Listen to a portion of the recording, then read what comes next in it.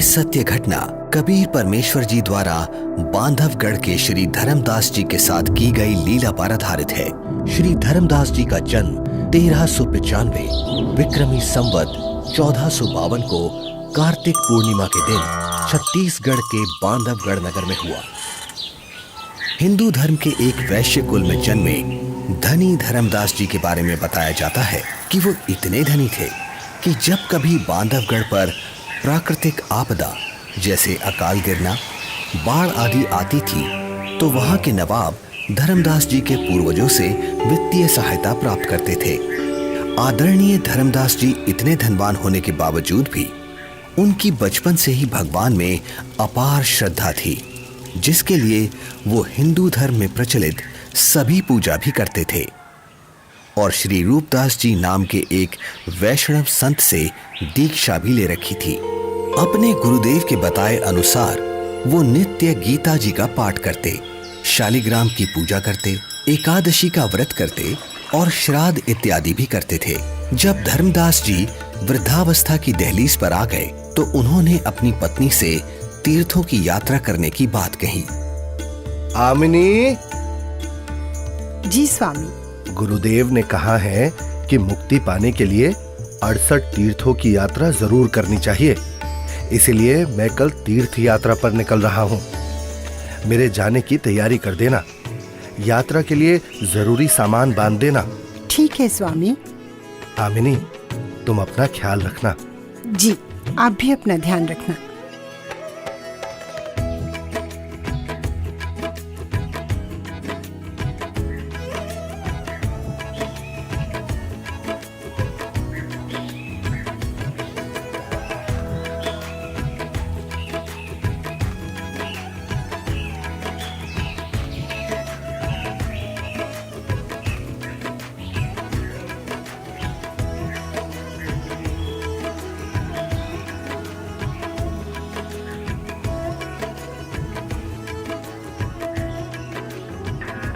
मथुरा में तीर्थों की यात्रा करते हुए एक सुबह धर्मदास जी गोवर्धन पर्वत के पास स्थित एक सरोवर के किनारे पहुंचे।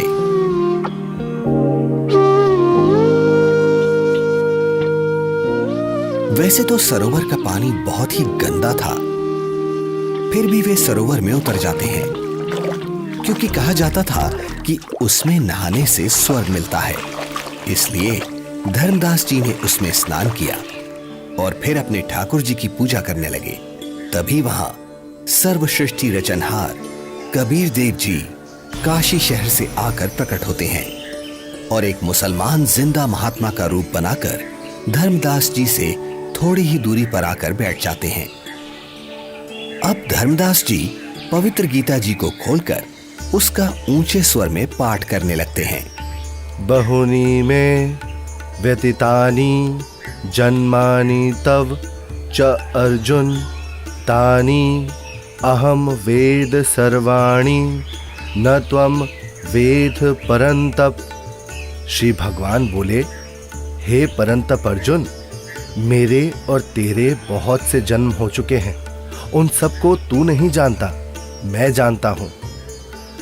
न तू एव अहम जातु न आसम न त्वम न इमे जनाधिपाः न च एव न भविष्यामः सर्वे वयम अतः परम। ना तो ऐसा ही है कि मैं किसी काल में नहीं था, अथवा तू नहीं था, अथवा ये राजा लोग नहीं थे, और ना ऐसा ही है कि इससे आगे हम सब नहीं रहेंगे।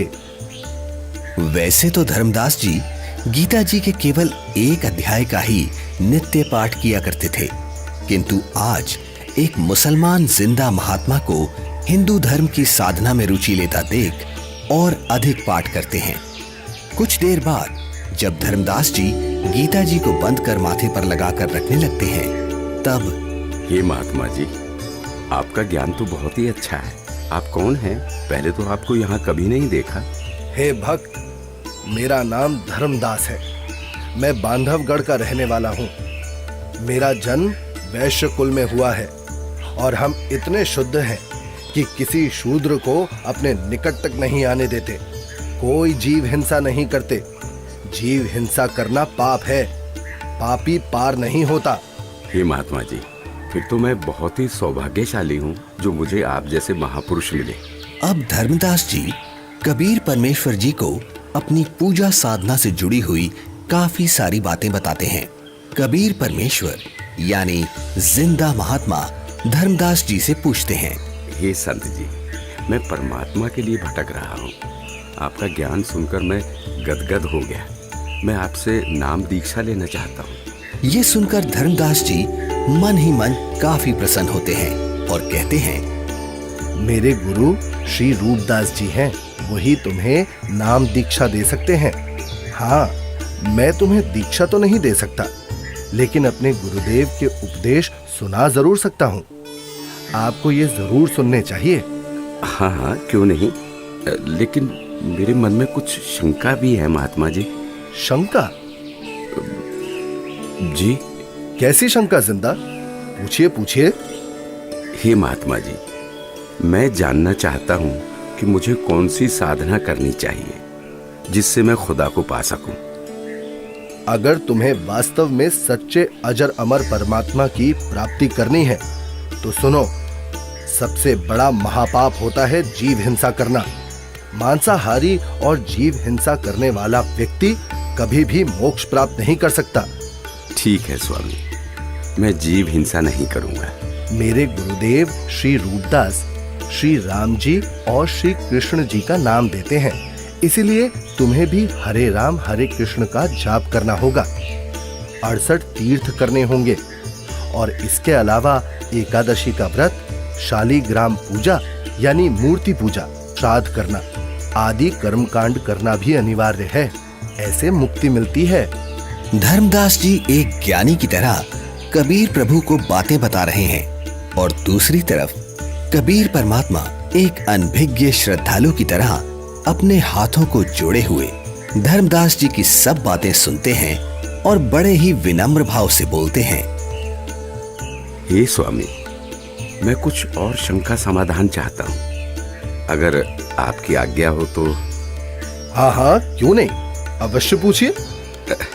स्वामी जी, ये गीता जी का ज्ञान किसने लिखा है? गीता ज्ञान तो स्वयं श्री कृष्ण जी यानी श्री विष्णु भगवान जी ने बोला है। अच्छा। हाँ स्वामी, आपके कहने से मैं अवश्य राम कृष्ण का जाप करूंगा, लेकिन क्या ये जाप गीता में कहीं लिखा है? नहीं, गीता जी में तो नहीं लिखा। पितृपूजा यानी श्राद्ध आदि कर्मकांड करने, तीर्थों पर भ्रमण करने और व्रत करने के लिए क्या गीता में कहा है? आखिर तुम कहना क्या चाहते हो? कुछ नहीं स्वामी, मैं तो बस ये समझना चाह रहा हूँ, जब गीता जी में व्रत के लिए मना किया गया है तो फिर आप एकादशी के दिन भूखे क्यों मरते हो? तुम भटक गए हो, तुम्हें इन सब साधनाओं का कोई ज्ञान नहीं है, इसलिए ऐसा बोल रहे हो। नाराज ना हो स्वामी जी, आप मेरी शंका का समाधान नहीं करेंगे तो कैसे बात बनेगी? आप ही बताएं, ये सरोवर जिसमें आपने स्नान किया है, जिसको आप मोक्ष पाने का साधन मानते हैं, लेकिन इस जल के अंदर करोड़ों जीव रहते हैं जिन्हें आपने अभी स्नान करते समय अपने हाथों पैरों से रगड़ रगड़ कर मार डाला है, और स्नान के बाद जो जल आप भगवान की मूर्ति को स्नान कराने के लिए लाए, उसमें भी मूर्ति के स्नान कराने से अनेकों जीव मर गए, और आप कहते हैं कि आप जीव हिंसा नहीं करते। एक और बात स्वामी जी, यदि इस सरोवर में नहाने से आपकी मुक्ति संभव है तो फिर इस जल में रहने वाले जीव जंतुओं को तो निश्चित ही मोक्ष प्राप्त हो जाना चाहिए। हे धर्मदास, ये साधना व्यर्थ है क्योंकि ये गीता शास्त्र के विरुद्ध है। समझ गया, अंततः तुमने अपने धर्म का परिचय दे ही दिया। तुम एक मुसलमान हो, इसीलिए ऐसी बातें कर रहे हो, क्योंकि एक मुसलमान ही हिंदू धर्म पर सवाल उठा सकता है।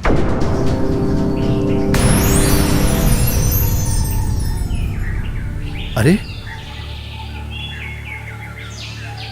ये तो गायब हो गए। लगता है ये कोई सामान्य संत नहीं थे। मुसलमान होकर भी उनको हिंदू शास्त्रों का पूर्ण ज्ञान है। ये जरूर कोई देव पुरुष है। वे सही ही तो बता रहे थे। हे परमात्मा, एक बार फिर से वही संत मिले तो मैं अपना हठ छोड़कर नम्र भाव से संपूर्ण ज्ञान समझूंगा। हे भगवान, माफ करो मुझे।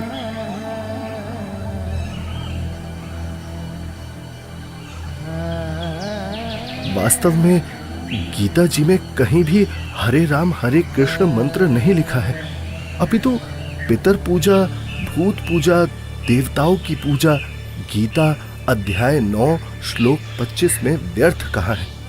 मैं महामूर्ख, मंद बुद्धि, इतना दुर्भाग्यशाली हूं कि संपूर्ण ज्ञान सुने बिना एक महान पुरुष को नाराज कर दिया। हे भगवान, मुझे माफ करो, उस महान आत्मा से फिर मिला दो। मैं इस बार उनकी सारी बातें मानूंगा।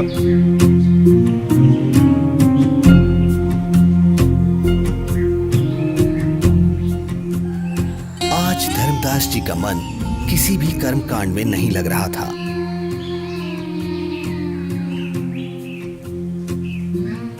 तब उन्होंने सब कार्य छोड़कर खाना बनाने के बारे में सोचा। भगवान का प्रसाद बना लेता हूँ और फिर उन महापुरुष की खोज करता हूँ।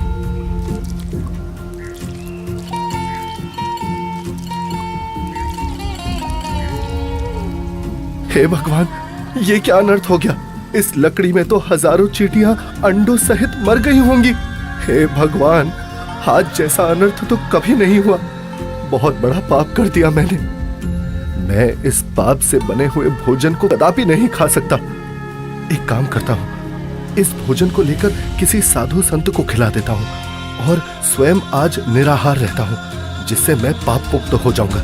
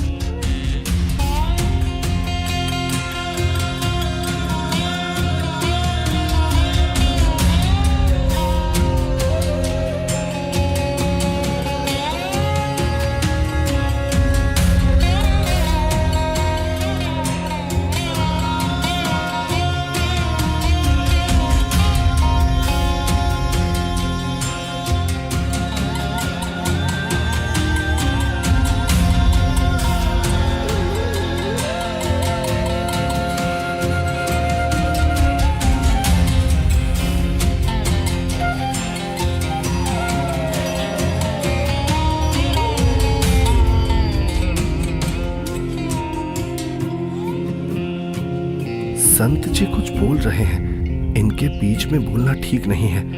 मुझे अवश्य ये सुनना चाहिए। मन तू मान सरोवर नारे, यहाँ न भटका खारे। सूरजमुखी फूल जा फूले, शंख पद्म उजियारा।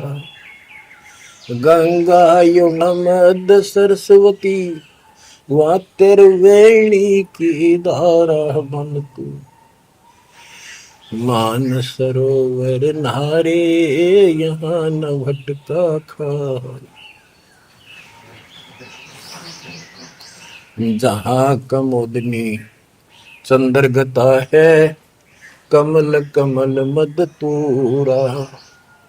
अनहद नाद अजब धुन होई, जाने सतगुरु पूरा। मन तू मान सरोवर नारे, यहाँ न भटका खारे। ओ गट घाट विषम है दरिया, नहावे संत सुजाना। ओ गट घाट विषम है दरिया, नहावे संत सुजाना। मोक्ष मुक्ति के पर भी ले रे, साक्षी है ससीवाना। मन तू मान सरोवर नारे, यहाँ न भटका खारे। जावा हंस कोलाहल करते हैं, मोती मुक्ता खाही। ऐसा देश हमेश हमोरे, अमृत भोजन पाही मन तू मान सरोवर नारे, यहाँ न भटका खारे। शंखों लहरे मेहर की उपजे, कर नहीं जा कोई। शंखों लहरे वहाँ मेहर की उपजे, कर नहीं जा कोई।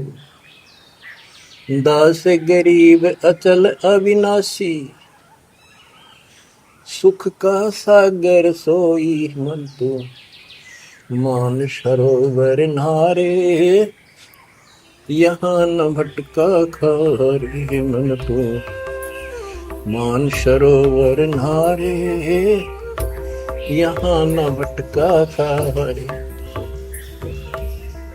जो पहले मिला वो जिंदा महात्मा तो मुसलमान था, और ये लाल वस्त्र पहने हुए संत जी तो अपने हिंदू धर्म के जान पड़ते हैं, और बातें भी बिल्कुल जिंदा महात्मा वाली ही बता रहे हैं। इनका शिष्य बनने में शर्म भी नहीं आएगी। उस जिंदा से उपदेश लूंगा तो लोग निंदा करेंगे कि मुसलमान का शिष्य बन गया। इनसे ज्ञान प्राप्त करना उचित रहेगा। कहते मन मान सरोवर नाण रे, जल के जंतु रे जल माही, आठों बखत बिहान रे, आठों बखत बिहान रे। मन मान सरोवर नाण रे, जल के जंतु रे जल माही, आठों बखत बिहान रे। 184 जल के बासी, ये भुगते चारों खान रे। चेतन वो कजड़ को पूजय, गांठ बांध पाषाण रे।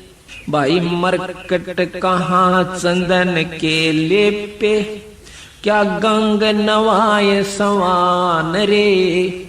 अर सुधी हो न पूछतास की, वो छोड़ को न बाण रे। 12 कोट जहां जम किंकर, बड़े बड़े दैत हवान रे।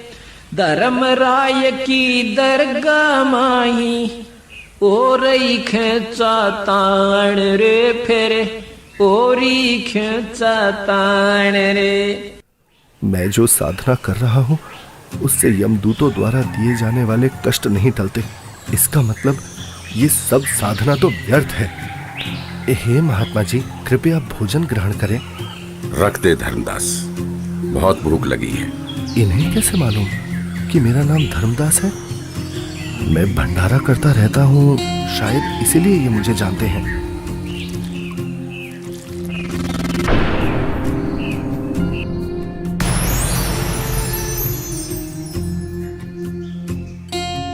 आप तो वही महात्मा जी हो।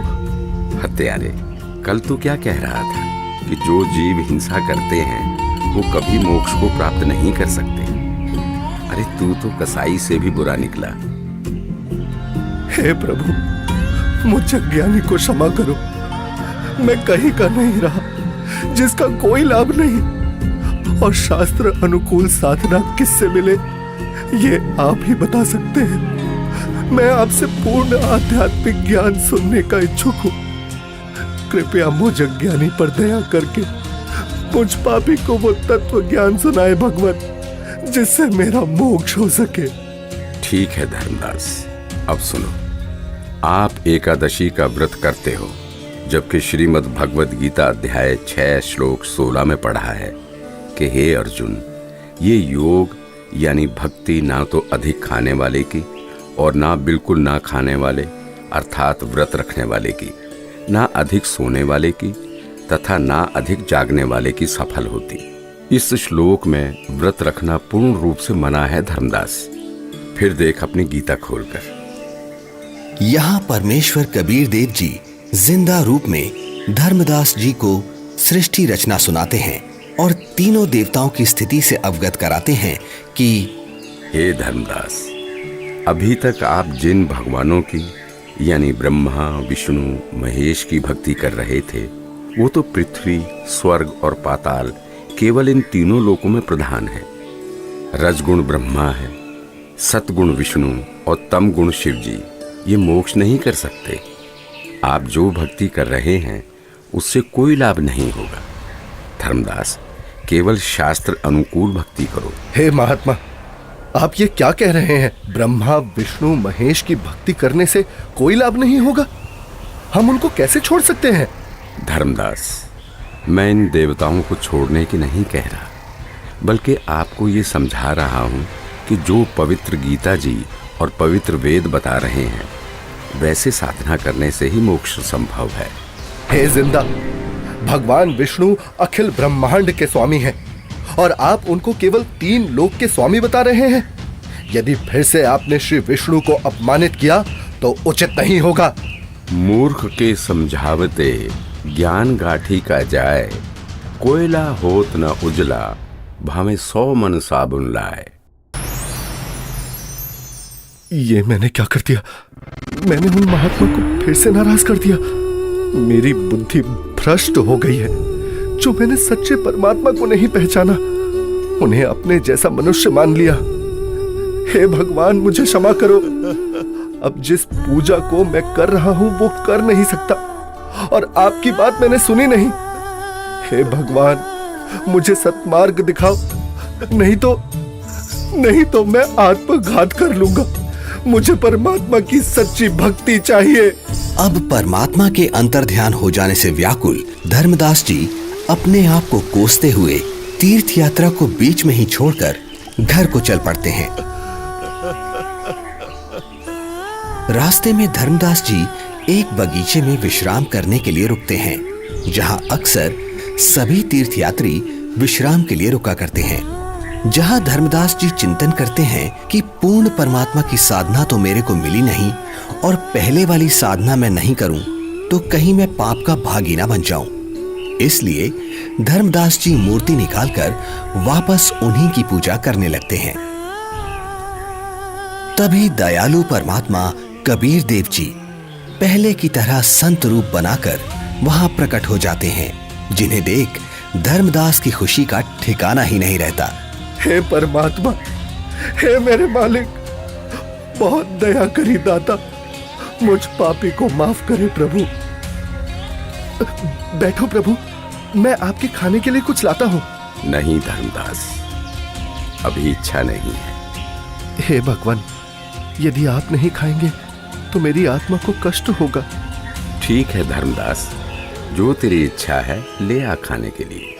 धर्मदास के काफी आग्रह करने पर और उनके सच्चे भाव को देखकर परमात्मा कबीर जी पेड़े और बताशे खाने लगते हैं। परमात्मा को पेड़े खिलाते हुए धर्मदास जी बहुत प्रसन्न होते हैं। प्रसाद लेने के बाद परमात्मा फिर से ज्ञान चर्चा करने लगते हैं। हे धर्मदास जी, आप यदि अभी भी इस ज्ञान पर विश्वास नहीं कर पा रहे हैं तो क्यों ना आप एक बार अपने गुरुदेव रूपदास जी से ये सब पूछ के देख लो कि क्या ब्रह्मा विष्णु महेश के कोई माता पिता हैं या नहीं, और क्या ब्रह्मा विष्णु महेश जी की जन्म मृत्यु होती है। क्या ये देवता आपके पाप कर्म काट सकते हैं? क्योंकि जो ज्ञान मैंने आपको बताया है पुराणों में ये सब स्पष्ट लिखा है। और हाँ धर्मदास, आप अपने गुरु जी से ये भी पूछना कि क्या आप जो भक्ति बता रहे हैं उससे मुझे मोक्ष की प्राप्ति हो जाएगी। हाँ प्रभु, मैं निश्चित ही गुरुदेव से इन शंकाओं का समाधान अवश्य करवाऊंगा। इसके बाद कबीर प्रभु वहां से चल पड़ते हैं। धर्मदास जी कबीर परमात्मा जी को बेहद व्याकुलता में एकटक देखते जा रहे हैं। प्रभु, प्रभु! लेकिन धर्मदास जी के लिए ये परिस्थिति बहुत असामान्य हो जाती है। धर्मदास जी इतना व्याकुल हो जाते हैं कि वो परमेश्वर कबीर साहिब जी को छोड़ना नहीं चाह रहे थे और पहले वाली साधना भी छोड़ना धर्मदास जी के लिए बहुत मुश्किल हो रहा था। कबीर प्रभु के जाने के बाद धर्मदास अपनी शंकाओं के समाधान के लिए अपने गुरु रूपदास जी के आश्रम की तरफ निकल पड़ते हैं।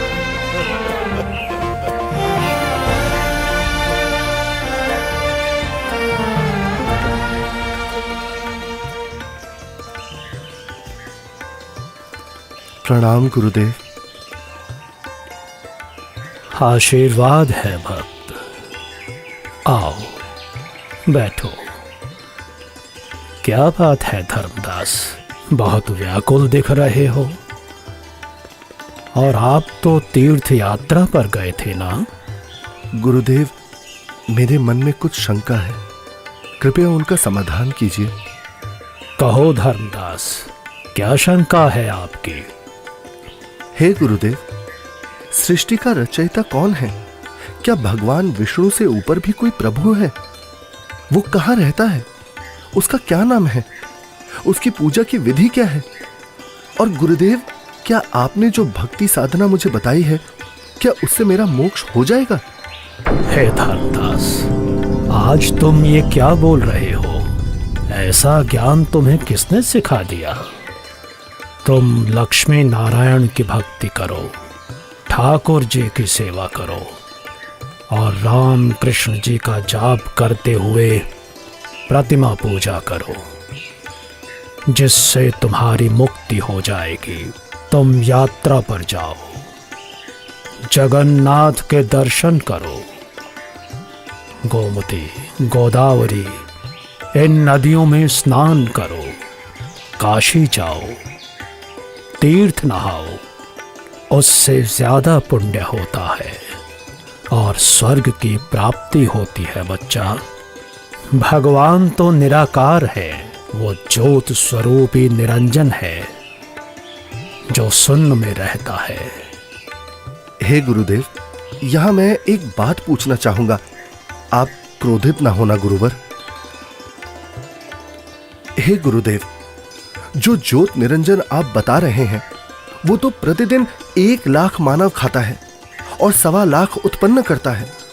गुरुदेव, मुझे जीव भक्षक नहीं, जीवों की रक्षा करने वाला भगवान कौन है वो बताइए। ये ज्योति निरंजन ब्रह्म तो जीवों को खाता है। और गुरुदेव, ऐसा तो आप भी मानते हैं कि एक दिन वैकुंठ समेत तीनों लोक भी नष्ट होंगे, यानी स्वर्ग भी नष्ट होगा। फिर मुझे वहां की भक्ति क्यों बता रहे हो?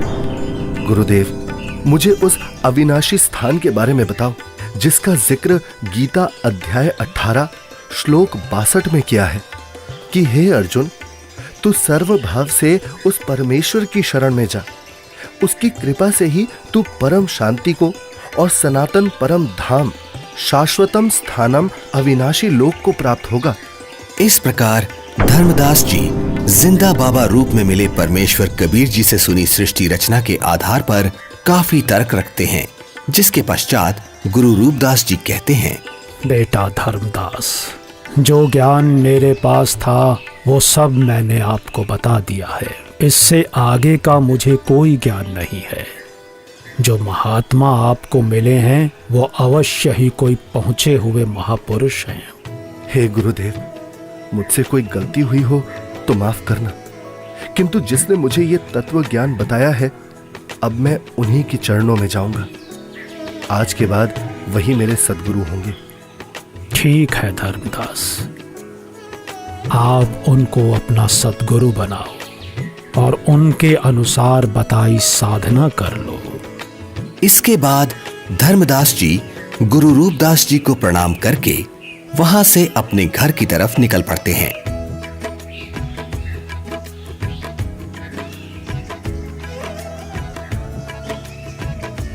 रास्ते में जाते जाते अब धर्मदास के मन में एक शंका ये भी उत्पन्न हुई कि हिंदू धर्म इतना बड़ा है, क्या किसी को गीता का यथार्थ ज्ञान नहीं होगा? अवश्य कोई ना कोई साधु महात्मा मंडलेश्वर गीता में कहे उस परमेश्वर परम अक्षर ब्रह्म के विषय में जानता होगा।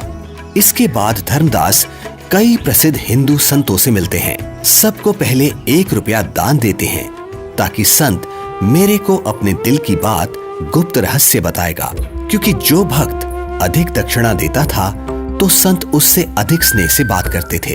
उस समय 1 चांदी का रुपया आज के 10,000 रुपए के लगभग कीमत का होता था। सबसे पहले धर्मदास जी एक वैष्णव महामंडलेश्वर श्री ज्ञानानंद जी के पास जाते हैं, जिनका बहुत अधिक बोलबाला था। हे संत जी, क्या श्री ब्रह्मा जी, श्री विष्णु जी और श्री शिव जी के कोई माता पिता हैं? बच्चा, इनका कोई जन्म मरण नहीं होता, इसलिए माता पिता का तो सवाल ही नहीं उठता। इतना सुनकर धर्मदास जी वहां से चल पड़ते हैं।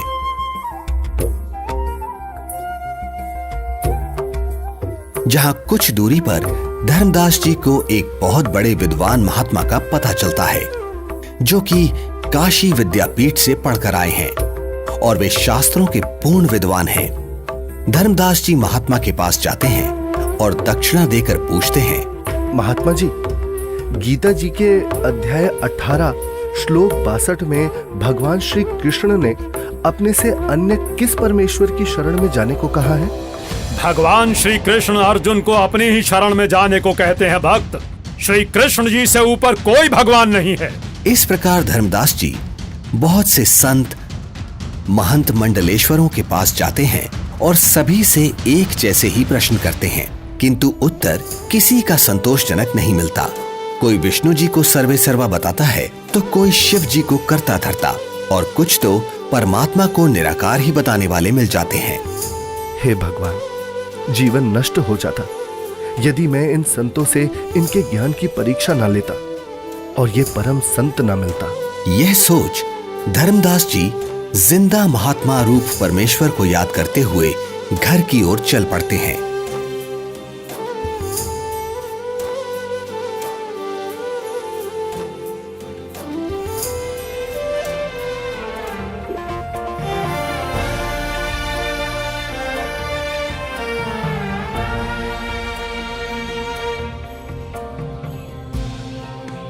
जहां मार्ग में एक नदी आती है, जिसके किनारे वृक्ष के नीचे एक हिंदू संत विराजमान दिखाई देते हैं, जिनके पास 4-5 व्यक्ति भी बैठे हैं। धर्मदास जी भी विश्राम करने के उद्देश्य से संत के पास कुछ दूरी पर वृक्ष के नीचे छाया में दूर से ही राम राम करके बैठ जाते हैं। लगता है मुझे इस साधु से भी प्रश्न करना चाहिए। अरे नहीं नहीं, जब बड़े बड़े मंडलेश्वरों को ज्ञान नहीं, जिनके पास हजारों शिष्य हैं, तो फिर इसके पास तो क्या ही होगा। यहाँ तो बस 4-5 वृद्ध ही तो बैठे हैं। आदेश महाराज, आदेश। हे धर्मदास, हिंदू मंडलेश्वरों ने बता दिया वो परमेश्वर कौन है। मुझ पापी अवगुण हारे को क्षमा करो महाराज, मैंने बड़ी भारी भूल की है। आपने सृष्टि रचना का ज्ञान जो बताया है, उसके सामने सभी संतों का ज्ञान ऐसा है जैसे सूरज के सामने दीपक। धर्मदास, तेरे मन में अन्य संतों से ज्ञान जानने की प्रेरणा मैंने ही की थी। यदि आप इन सब के अज्ञान से परिचित नहीं होते तो फिर भी मेरे ऊपर विश्वास नहीं करते, सोचते रहते कि और संतों के पास भी जाना चाहिए। ये कैसे हो सकता है कि मुसलमान को ज्ञान है, हिंदुओं को नहीं। अब तुम पूर्ण विश्वास करोगे, इसलिए पूर्ण लाभ मिलेगा। मेरे को एक अन्य संत मिला, उसने भी यही आप वाला ज्ञान बताया था। मुझे लगता है वो आप ही हो, आपने रूप बदल रखा है। हे धर्मदास, मैं उनका शिष्य हूँ, वे मेरे गुरु हैं, वे काशी में रहते हैं। यहाँ धर्मदास व जिंदा रूपी परमात्मा की बहुत ज्ञान चर्चा हुई, जिसके बाद मैं अब सतगुरु के दर्शन करने जा रहा हूँ, आज्ञा दो। मुझे सतलोक के दर्शन करा दो, बिना देखे मुझे शांति नहीं होगी। हे धर्मदास, आपको गुरुजी से दीक्षा दिला दूंगा, फिर भक्ति करना। हे जिंदा, आप ही सब कुछ हो, अपने आप को छुपा रहे हो। मुझे सतलोक दिखाओ ताकि मेरी आत्मा को संतोष हो। धर्मदास, नाम लेकर भक्ति करो। जब शरीर छोड़कर जाओगे तो आप वहां सतलोक देखना। हट क्यों कर रहे हो? मैं कितना दुष्ट हूं कि मैंने परमात्मा पर विश्वास नहीं किया, और अब पता नहीं वो फिर दोबारा दर्शन देंगे या नहीं। रोते रोते धर्मदास जी अपने घर पहुंच जाते हैं।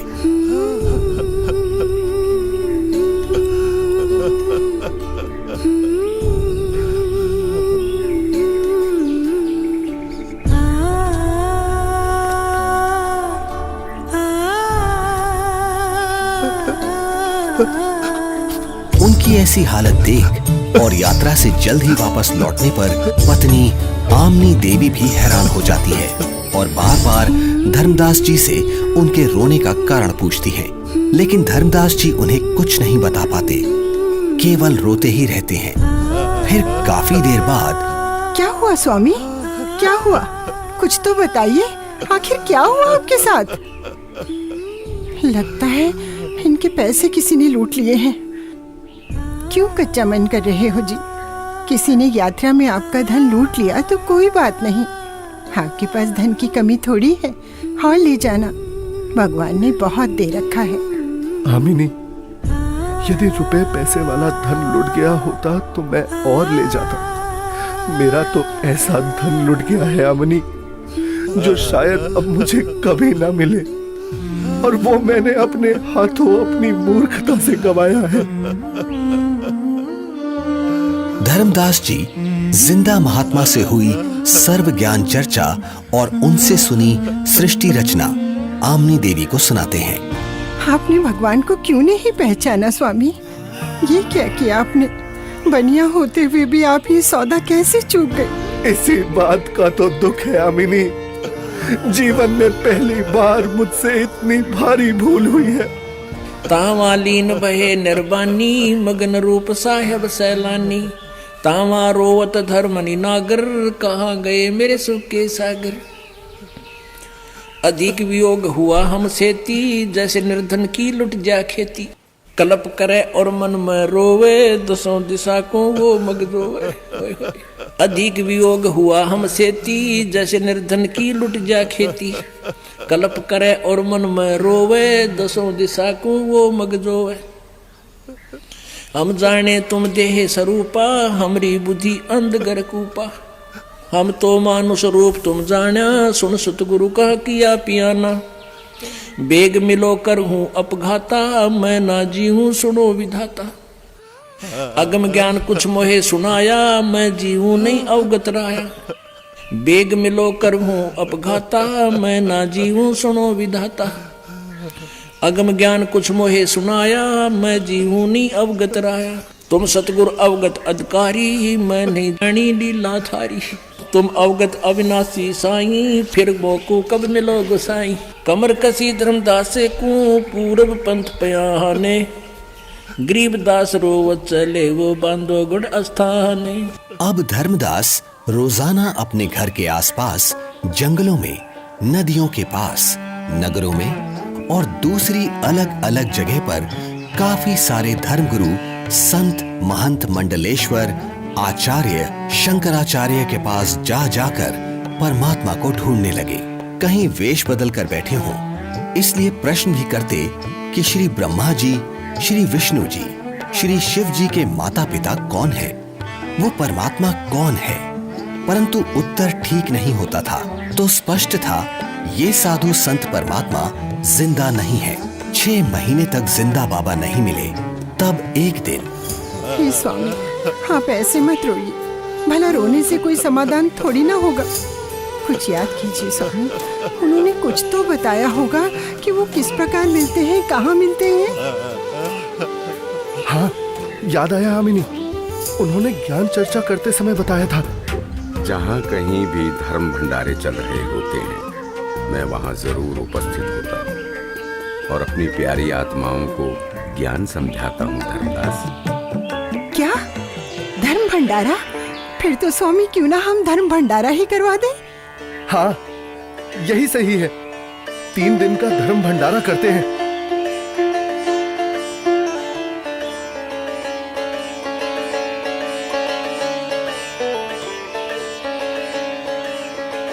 भंडारे का आयोजन शुरू हो जाता है।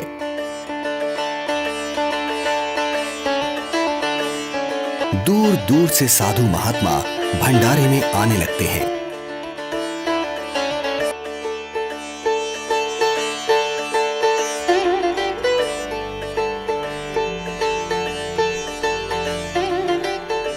धर्मदास जी भंडारे में हर तरफ घूम घूम कर प्रत्येक संत महात्मा को बड़े ही ध्यान से देखते हैं, किंतु परमेश्वर कहीं भी उनको दिखाई नहीं देते।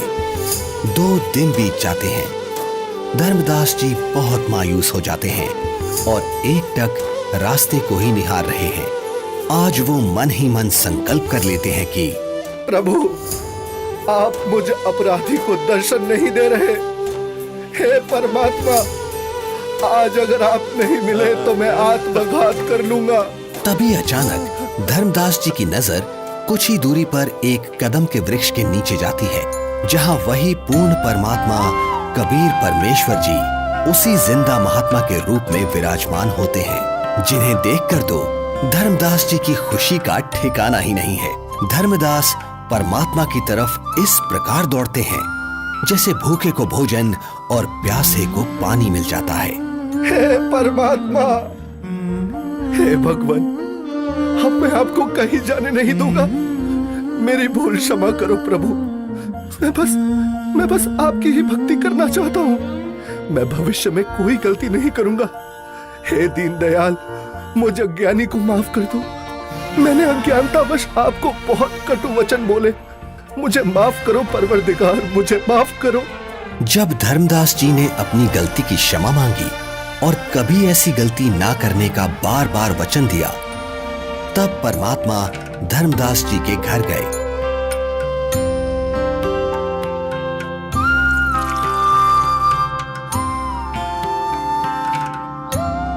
जहां आमनी देवी और धर्मदास जी दोनों ने परमात्मा की बहुत सेवा की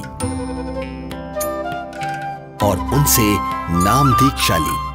हे प्रभु, आपका बच्चा बहुत नरम दिल का है। इतना रोया, मैं भी रुला दी। आपकी तड़फ में दिन रात रोता रहा। मैं बार बार हिम्मत हौसला दिलाती, परमात्मा अवश्य मिलेंगे। ये रोते हुए कहते, हमने अब नहीं मिलेंगे।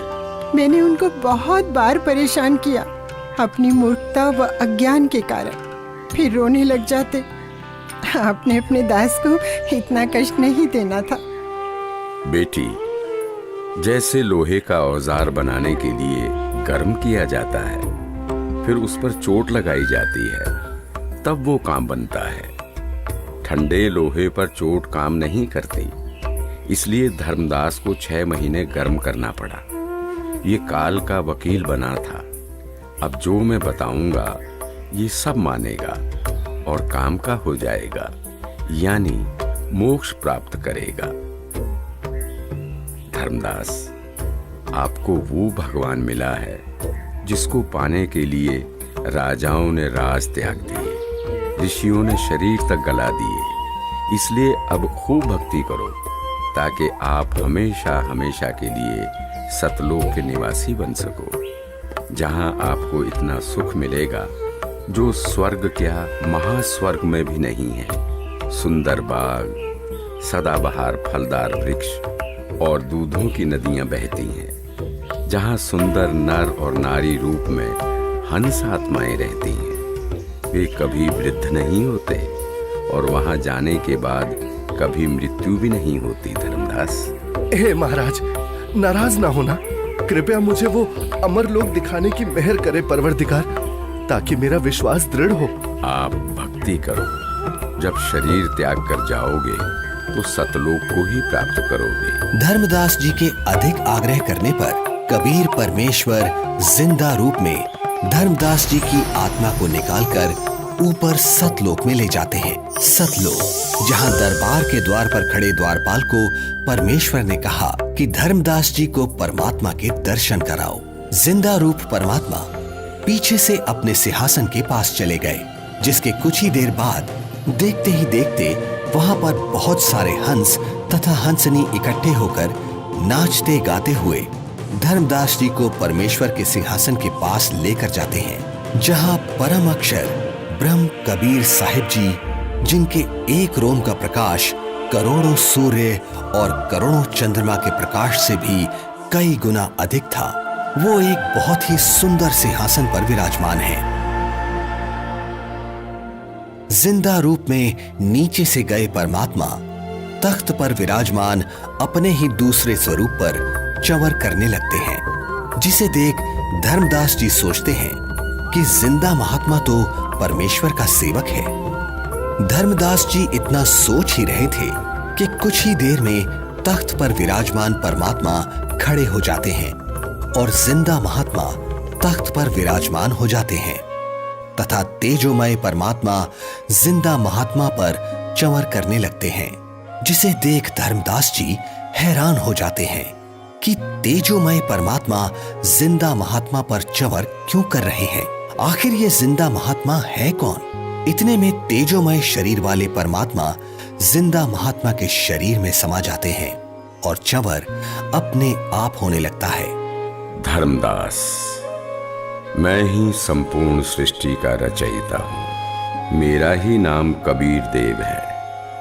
मैं ही चारों युगों में पृथ्वी पर प्रकट होता हूँ। वर्तमान में मैं अपने वास्तविक नाम कबीर नाम से काशी नगर में प्रकट हूँ, जहाँ एक साधारण मनुष्य की भांति लीला कर रहा हूँ और जुलाहे रूप में रहता हूँ। धर्मदास, काल जाल में फंसे अपने बच्चों को भक्ति का धनी बनाकर उनके इस वास्तविक घर सतलोक में वापस लाने के लिए वहां प्रकट हुआ हूं। हे सर्वसृष्टि रचनहार, मैं बहुत दुष्ट हूं। मैंने आपको कितना दुखी किया, कितना अपमानित किया। मुझे माफ कर दो परवरदिगार, मैं बहुत नीच हूं, माफ कर दो मुझे। हे परमात्मा, आपने ये इतना प्रकाशमान रूप पृथ्वी पर क्यों नहीं प्रकट किया? क्यों छुपा रखा है? हे धर्मदास, यदि इसी रूप में नीचे जाऊं तो किसी की भी आंखें इस प्रकाश को सहन नहीं कर सकती। दूसरी बात, काल ब्रह्म यानी ज्योति निरंजन का डर के मारे हाल बेहाल हो जाएगा। इसलिए काल के लोक में गुप्त रहकर जीवों को ज्ञान सुनाता हूं, उनका कल्याण करता हूं। धर्मदास, अब आप नीचे जाकर खूब भक्ति करो और वहां काल जाल में फंसे अपने सभी भाई बहनों को भी समझाओ। सत्य का गवाह बनो कि ये काशीवासी जुलाहा सर्व सृष्टि रचनहार है, सबका धारण पोषण करने वाला है। परम अक्षर ब्रह्म यानी सत्य पुरुष अविनाशी परमेश्वर है। यही वास्तव में परमात्मा है। जैसा गीता अध्याय 15 श्लोक 17 में तथा अध्याय 2 श्लोक 17 में लिखा बताया है, वह यही है। नहीं नहीं महाराज, मुझे यही रख लो, यही रख लो महाराज, मुझे यही रख लो। हमने बहुत भारी गलती की है। काल के साथ उस मृत लोक में जाकर ऐसे सुख सागर को छोड़कर अब उस नरक में मुझे नहीं जाना प्रभु, हमें यही रख लो महाराज। धर्मदास जी को रोता देख परमात्मा उनको समझाते हैं और वहीं दूसरी तरफ पृथ्वी पर धर्मदास जी को 3 दिन से अचेत देखकर घर परिवार, गांव, रिश्तेदार, मित्र प्यारे सभी इकट्ठा हो जाते हैं। कोई झाड़ फूंक करा रहा था तो कोई वैद्य से उपचार करा रहा था, किंतु किसी को आशा नहीं रही थी कि धर्मदास जी जिंदा हो जाएंगे। आमिनी देवी का भी रो रो कर बुरा हाल हो जाता है। तब तीसरे दिन परमात्मा ने धर्मदास जी की आत्मा को शरीर में प्रवेश करा दिया। धर्मदास जी अपने चारों ओर खड़े रिश्तेदारों को और पत्नी आमनी देवी को रोता देख आश्चर्यचकित हो जाते हैं। क्या हुआ आप सभी को? आप ऐसे रो क्यों रहे हैं? हे भगवान, तेरा लाख लाख शुक्र है। क्या हुआ है आमिनी, कुछ तो बताओ। स्वामी, आप 3 दिन से अचेत थे। हम सभी को तो लग रहा था आप नहीं बचेंगे। आमिनी, वो जिंदा महात्मा ही सर्व सृष्टि के रचनहार हैं। उनके सामने ब्रह्मा, विष्णु, महेश, दुर्गा, गणेश, क्षर पुरुष, अक्षर पुरुष कुछ भी नहीं है। वही मुझे अपने सतलोक लेकर गए थे। वहां हम सभी के बड़े बड़े महल हैं, दूधों की नदियां, सदाबहार फलदार वृक्ष हैं। वहीं एक बहुत ही विशाल और भव्य सिंहासन पर पूर्ण ब्रह्म कबीर साहिब जी विराजमान हैं, जिनके एक रोमकूप के सामने करोड़ों सूर्य और चंद्रमा भी फीके हैं। सतलोक का वर्णन करते हुए अचानक धर्मदास जी को परमात्मा के काशी में प्रकट होने वाली बात याद आती है, जिसके बाद धर्मदास जी काशी नगर में जाकर कबीर जुलाहे रूप में आए परमात्मा की झोपड़ी का पता करते हैं। जहां असंख्य ब्रह्मांडों के स्वामी कबीर परमेश्वर जी को कपड़ा बुनने का कार्य करते देख धर्मदास जी को बड़ा ही आश्चर्य होता है। हे प्रभु, मुझ अज्ञानी को क्षमा करो प्रभु। मुझे विश्वास नहीं हो रहा था कि आप ही परमात्मा हैं, आप ही परम अक्षर ब्रह्म हैं। इस वेशभूषा में तो आपको कोई भी नहीं पहचान सकता। इसके बाद परमेश्वर कबीर जी ने धर्मदास जी को सतनाम दिया, जिसे पाकर धनी धर्मदास जी बहुत खुश होते हैं। हे प्रभु, बड़ी दया करी आपने, मेरा तो जीवन सफल हो गया। बेटा धर्मदास, अब आप अपने घर जाओ और भक्ति करो, मैं वहीं आऊंगा। जी जरूर आना परमात्मा, वहां मेरे बेटे को भी समझाना और आमिनी को भी सतनाम देना। ठीक है बच्चा, मैं जरूर आऊंगा। हे परमात्मा, आप बहुत दयालु हो जो आपने हमें शरण में ले लिया। हे प्रभु, आपने हम दोनों को तो शरण में ले लिया, किंतु मेरा इकलौता पुत्र नारायण दास, वो काफी समझाने के बावजूद भी आपके इस सत्य ज्ञान को स्वीकार नहीं कर रहा। बेटा धर्मदास, तेरे बेटे नारायण दास के रूप में काल ने तुम्हारे घर पर अपना दूत भेज रखा है। वो नहीं मानेगा। आप इसको मत देखो, अपनी भक्ति पर ध्यान दो। यह बात सुनकर धर्मदास को बहुत दुख हुआ और विश्वास नहीं हुआ कि मेरा बेटा नारायण दास काल का दूत है। परमात्मा समझ गए कि धर्मदास पुत्र मोह में अपना जीवन नष्ट करेगा। धर्मदास, आप पुत्र को बुलाओ, मैं भी समझाता हूँ। बच्चा है, मान जाए तो। बेटा नारायण दास, आज गुरुजी आए हैं, उनके चरण स्पर्श कर आशीर्वाद ले ले, तेरा भी कल्याण हो जाएगा बेटा। पिताजी, आपके ऊपर इस जुलाहे ने जादू कर दिया है, आपका दिमाग खराब कर दिया है। आपने देवी देवताओं व पितर पूजा छोड़ दी है। मैं उसकी शक्ल भी नहीं देखना चाहता। बेटा, एक बार चल, फिर ना जाना। धर्मदास जी के अधिक आग्रह करने पर नाराज अवस्था में नारायण दास चल पड़ता है। जाकर थोड़ी दूरी पर कमरे में सतगुरु के सामने बैठ जाता है। परमात्मा समझाने लगते हैं, किंतु नारायण दास कुछ भी समझने को तैयार नहीं होता। बेटा, पूर्ण परमात्मा की भक्ति करो, आपका भी मोक्ष हो जाएगा। मैंने नहीं सुननी आपकी झूठी कहानी। धर्मदास, देख, बेटा नारायण दास कितना सुंदर है, भोला भाला है।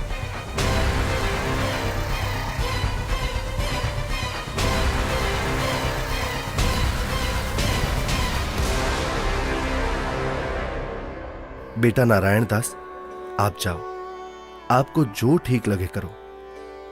हे भगवान, मेरा वंश तो काल का वंश बन गया, दया करो दाता, अब मेरे वंश का क्या होगा? वंश का क्या करेगा बेटा, यहां से पीछा छुड़वा ले धर्मदास। धर्मदास जी का रो रो कर बुरा हाल हो जाता है। तब कबीर परमात्मा जी अपना आशीर्वाद भरा हाथ धर्मदास जी के सिर पर रखते हुए कहते हैं, ठीक है धर्मदास, तेरे घर पर मैं अपना हंस भेजूंगा।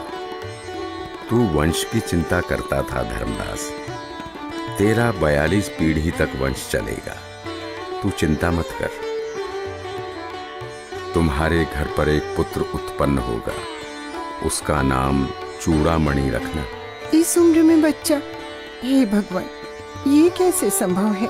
उधर देखो बेटा, 10वें महीने आमनी के गर्भ से तुम्हारे घर ये बेटा जन्म लेगा।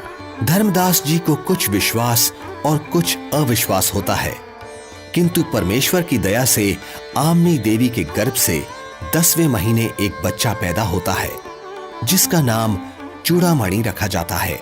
बड़ी दया करी दाता, जो आपकी हंस आत्मा हमारे घर आई।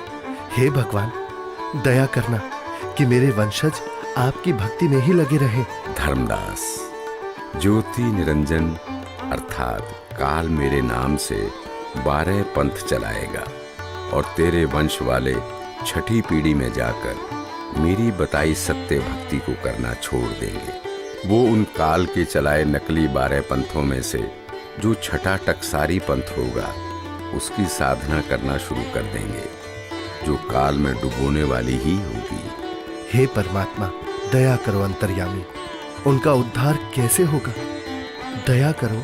हे धर्मदास, काल द्वारा चलाए जाने वाले 12 पंथों में 12वां पंथ का प्रवर्तक संवत 1774 में जन्म लेगा। उस पंथ समेत सब 12 पंथों के पंथी मेरी वाणी का गलत अर्थ लगाकर गलत साधना करेंगे। असंख्य जन्म तक सतलोक नहीं जा सकेंगे। उसी 12वें पंथ में हम ही प्रकट होंगे। हम गुप्त रूप से लीला करेंगे। धर्मदास, मैंने तेरे को 42 पीढ़ी तक तुम्हारा वंश कलयुग में चलने का आशीर्वाद दिया। तेरे वंश वालों का उद्धार मेरे द्वारा भेजे जाने वाले मेरे कृपा पात्र महापुरुष से होगा।